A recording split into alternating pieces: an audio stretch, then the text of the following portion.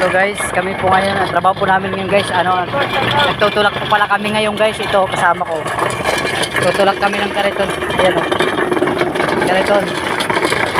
Halo-halo trabaho namin. Kailangan kumita ng pera, kaya kahit anong trabaho basta marangal, pinapasokan namin. O katulad dalawang to, nisipag o. Nga mo, tagabunot ng damo. Dati titinda ng damo, basura. Basurang damo.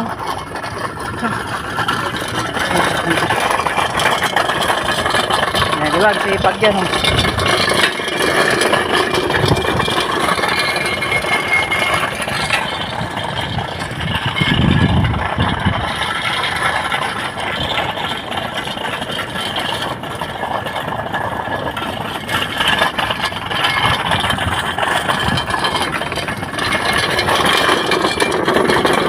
Init pa yan, init.